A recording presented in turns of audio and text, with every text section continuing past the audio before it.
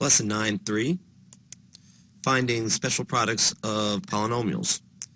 Now this is just multiplying polynomials, which you probably remember. We distributed the first x and we distributed the second.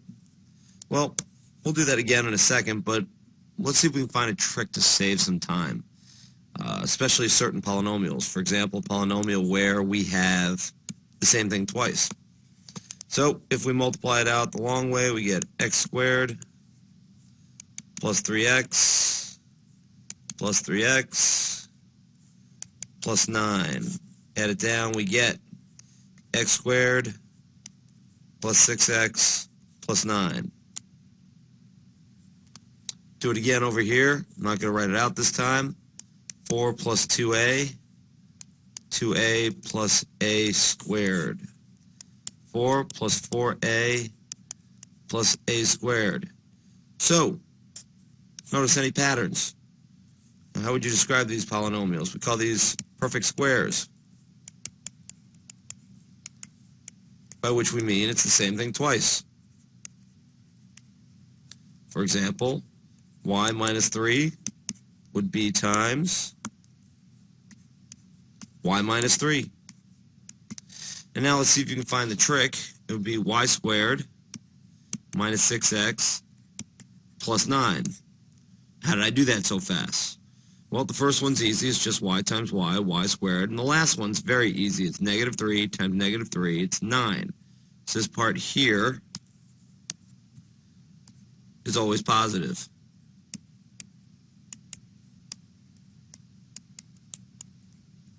It's always positive. And this part here is just negative 3 plus negative 3 is negative 6. So we just add the middle two and make sure you include the,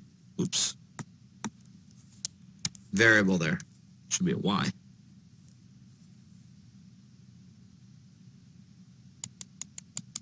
This takes some doing, and the good news is if you're not in the mood, you can just do it the old-fashioned way, but I like doing it this way.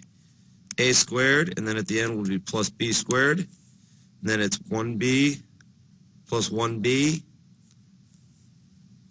1ab plus 1ab, 2ab. X squared minus 6x plus 9.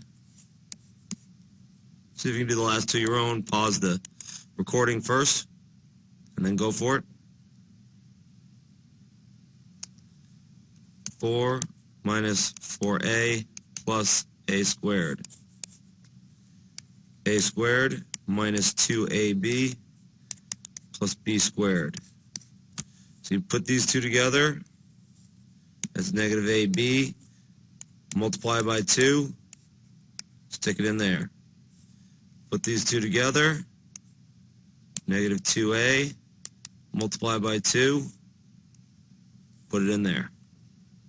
That's it.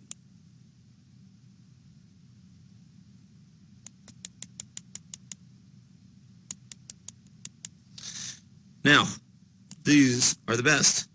These are not perfect squares. These are what we call the difference of two squares.